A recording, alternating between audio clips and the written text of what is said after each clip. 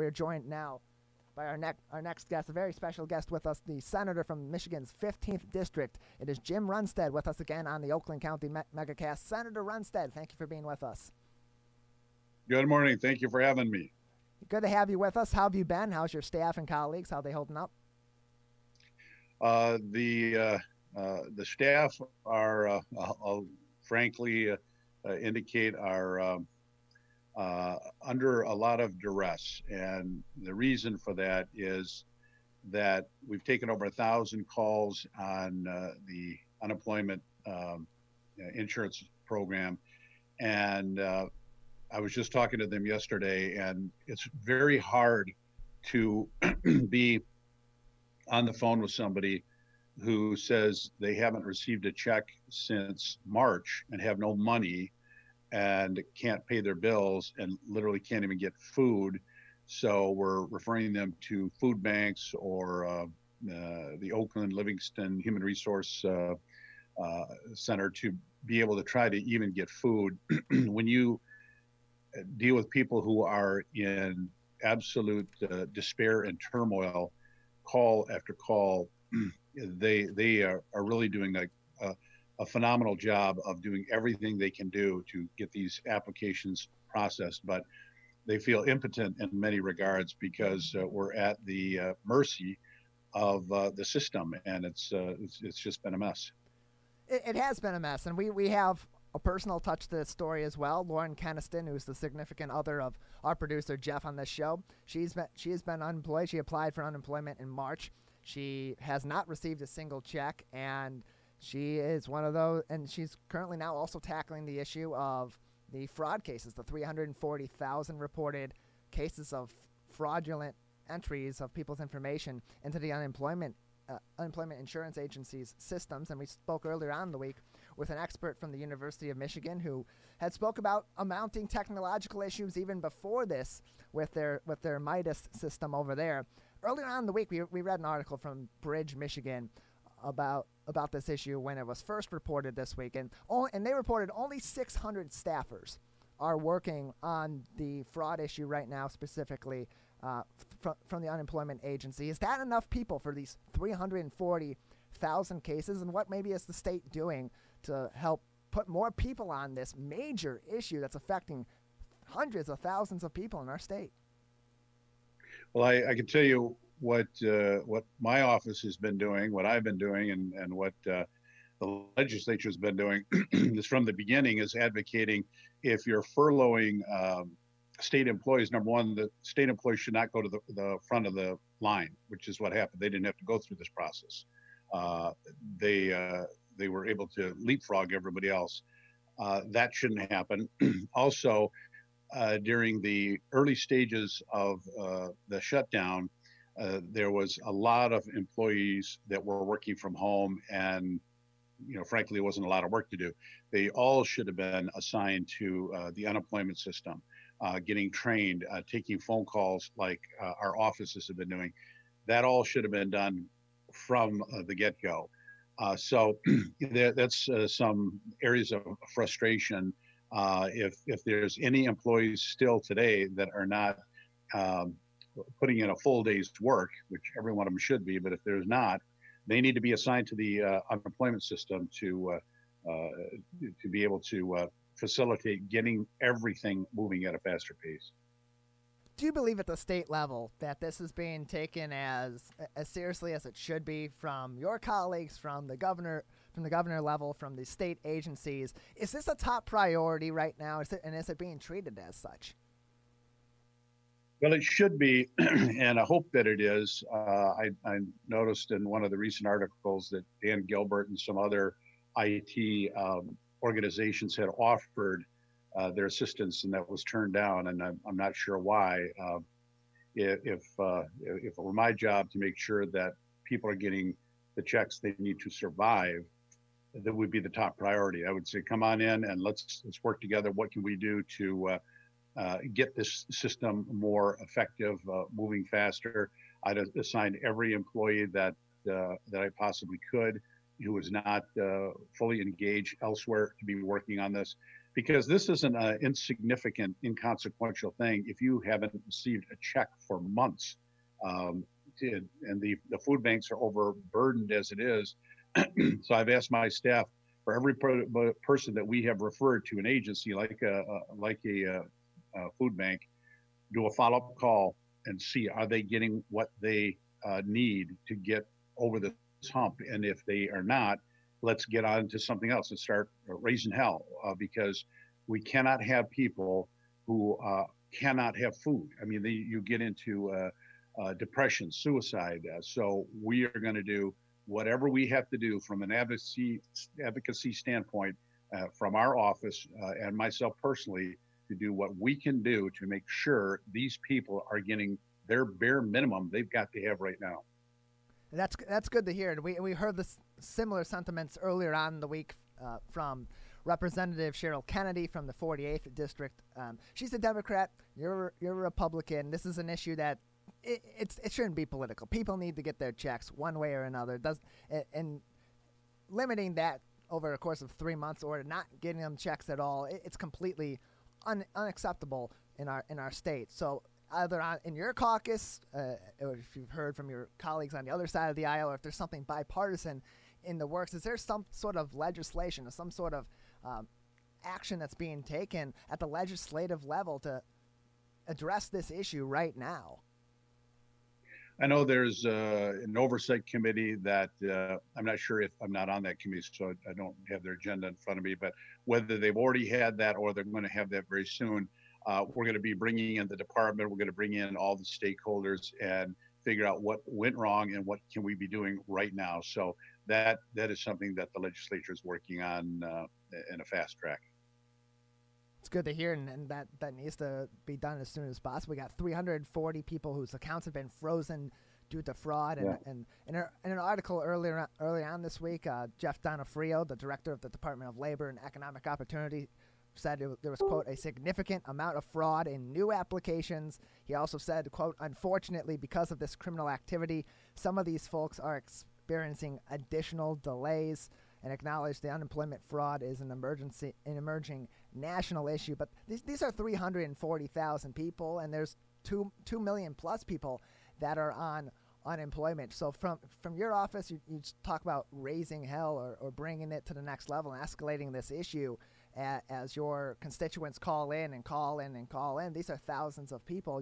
Your team can only do so much. Are you seeing that this is a common theme amongst a lot of your colleagues? And do you believe that the powers that be in the Unemployment Insurance Agency at the Department of Labor and Economic Opportunity are listening and responding properly? The department has been very difficult for us to get in touch with. Obviously, they're snowed under, but I would I would urge the governor on 2 issues to make it the number 1 priority. First off is this one. I would like the governor to have a press conference and say, we know there's issues, we're working on them, it is our top priority, and here's what we're doing. We're devoting all the resources, every spare person we can get to address this. We're having them work on this. We're taking so many calls coming in, it's hard for us to get back to the other people.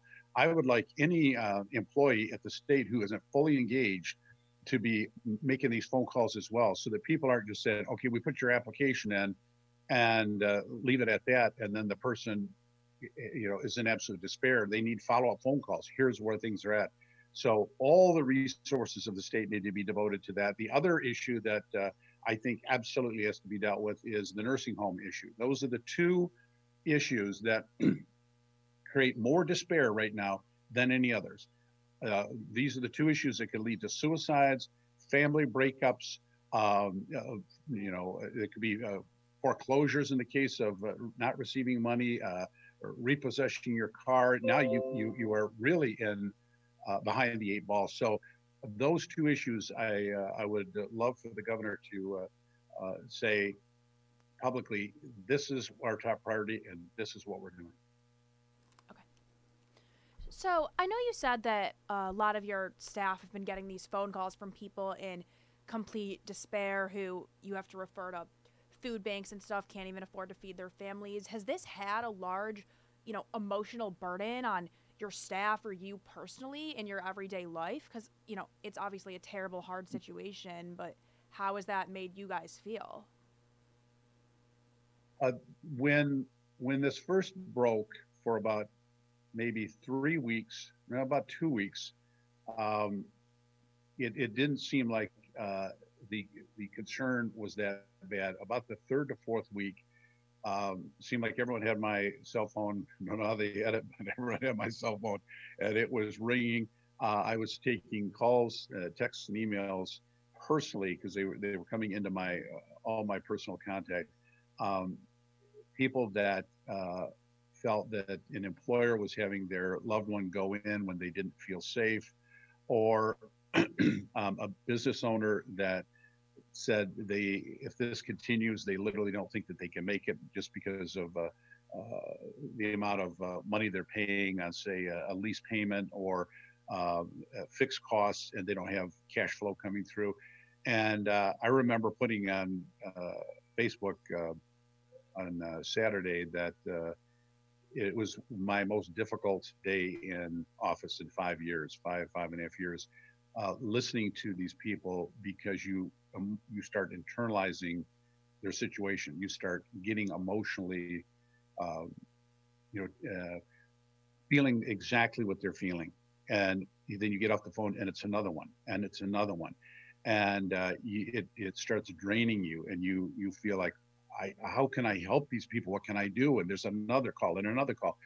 And then over time, it transitioned more to the office. And I talked to them yesterday, and I said, what are you feeling? What are you seeing? What's happening?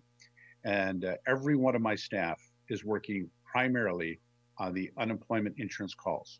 That's all they're doing. Not entirely, but every spare minute, all of them are doing that.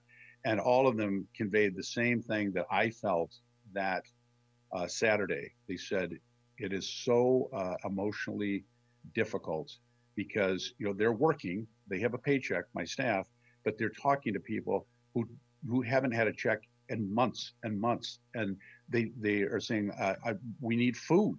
And I've told the staff, if you have individuals who are in need of food, I want you to do a follow-up call to where you referred them, and I want you to do a follow-up call to that individual. I want to make sure they're getting food.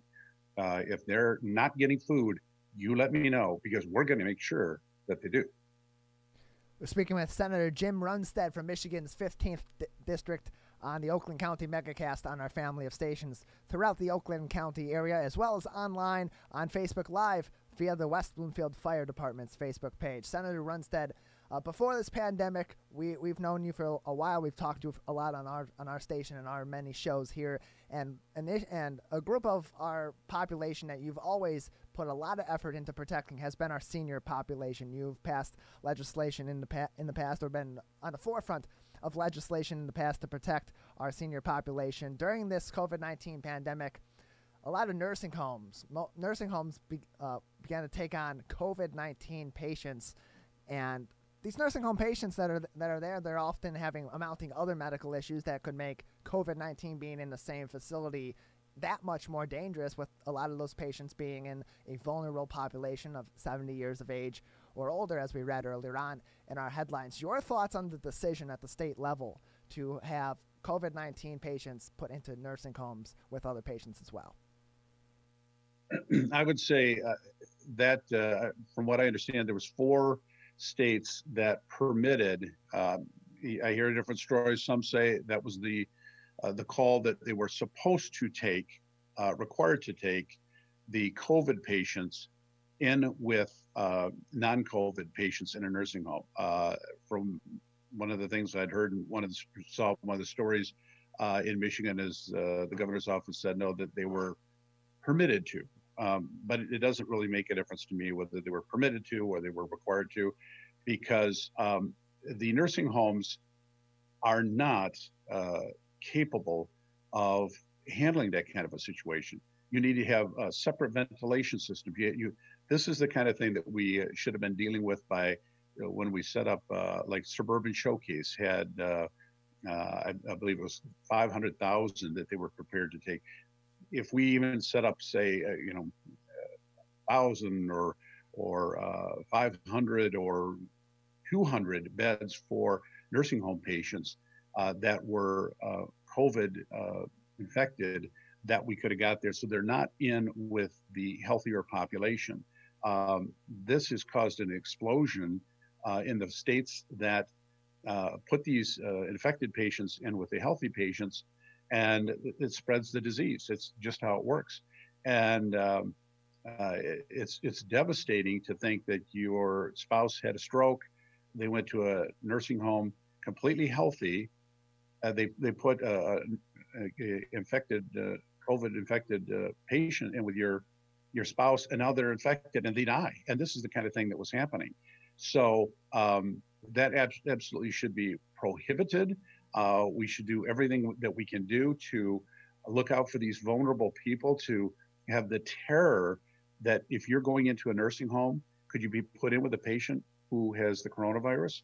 If your family member is in there and you are in despair, you can't see them because right now they're not able to go in and see them, but they could be put in or have an infected individual put in with them. It just creates absolute terror for the patients and the patient families. So I will do anything I can do to make sure that there's a policy in place that if we have to open up and pay for a nursing home only that has infected patients, so that we're not infecting the healthier patients with the virus, whatever it takes to do, I think we ought to be doing. The other thing I definitely want to mention, because I know we're probably limited on time, is that I was very, very proud of my colleagues yesterday. Yesterday, we passed out of the Health Policy Committee the bill that requires a nursing home to allow the patient's family to put in a video camera. Prior to this bill's passage, the nursing homes could say, and almost all of them do say, no, there's no cameras coming in. Now, a lot of families put them in clandestinely, hidden cameras, but if they capture abuse in that situation, in most cases, it's not admissible in court. So you can go online and literally scroll through hundreds and hundreds and hundreds of videotapes of horrific abuse by either one patient abusing another or staff abusing a patient, violent, horrific abuses. But most of those times that's not admissible because it was considered an illegal taping because it was not lawfully done. So this bill says that if the family member and the patient wants to put in a camera, they control the camera. They would have to get the permission of anyone else, any other patients that are in the room. In order to do that, they have to post that they have the camera in there. And there's a whole bunch of procedures to protect privacy. If they need to close the curtain and do a private procedure, those type of things, all of that is included in the bill. So it passed unanimously out of Health Policy Committee yesterday. I believe it's going to go to the floor, pass there, and then go to the House, and at some point become law, so that every patient in Michigan that wants to have a videotape controlled by their loved ones will be able to do it. Well, congratulations to you on that. I know you've been working on that for a while now, and it's good that that's moving along. You mentioned earlier on when talking about the nursing home issue, visitation. Visitation's been a huge issue. We talked earlier on in the week with Michigan's long-term care ombudsman, Sally Punk, who had said that people are going and talking to their loved ones at the window, and there's been some construction companies that have come out and put up platforms so people can go to the second and third floors and talk to their loved ones through the window, but they haven't been able to go inside the physical facility into their loved one's room and confide with them and be there with them in person and embrace them, as we've seen with other patients now being able to do so in other medical facilities like hospitals. We also talked with Eric Wallace from Henry Ford West Bloomfield Hospital yesterday on the program about their new visitation standards and the safety precautions that they've put in place. Are we at the point now where nursing homes should be opening opening up the doors to at least one visitor, specifically like we know Henry Ford West Bloomfield Hospital is doing, one visitor per patient. Should nursing homes be opening up visitation from families at this point, and what maybe are you working on or other colleagues in the legislature working on to make that happen? That is something I will have to take a closer look at, but it would seem to me right now, with the declining numbers of infected cases, and if an individual, one person came in, the temperature was checked, they were wearing a good mask that both was the N9, I believe, is the mask. It would seem that that would be something that could be done safely, and I'm glad you raised it with me, because but I've been so busy. It's one of the things I wanted to check into, and I'll be checking into that this week, because the idea that the nursing home could bring in a COVID infected patient right next to your loved one, and that's okay, but you, who are the family member, coming in one at a time with a mask, checked your temperature, coming in and giving some love to your loved one, that's not safe. I mean, some of the things we do from a logic standpoint just don't make sense. And like I said, I'm glad you raised that with me again, because that's something that I intended to do this week, but I had a very busy week in terms of legislation. But if there's any way safely, and I'll talk to the governor's office about this, that we can allow a loved one to go in safely, wear gloves if they have to. I'm sure if they had to hug them even with gloves, or put their hand on the shoulder and say, I love you, that if there's any way to do that safely, that is what we need to be doing. Because if you're in a nursing home, my mom was in a nursing home for a year and a half. If I didn't see her for 3 months, I think she would have died, because it was us coming in to spend time with her that made her day. The rest of her day was just, she was in a nursing home. She was debilitated and she was depressed. But we would come into that room, and my God, her face would light up, and she was just as ecstatic as can be. To not allow that means these people are going to be dying. So whatever it takes, if we can do it in a safe manner, let's make that happen. Jim Runestad, the state senator from Michigan's 15th district, with us on the Oakland County MegaCast, and it's good to hear that you're on this issue, and you're on a lot of other issues, Senator Runestad, and maybe we can get our producers to get you in contact with long-term care ombudsman Sally Pung to get you two together and you two to exchange thoughts and ideas, and maybe move the needle forward on this. Senator Runestad, just a couple more minutes before I got to let you go. Anything else that you're working on right now that you'd like to talk about, or any other issues that maybe we haven't touched on in today's interview? Yes, I want to leave you with this.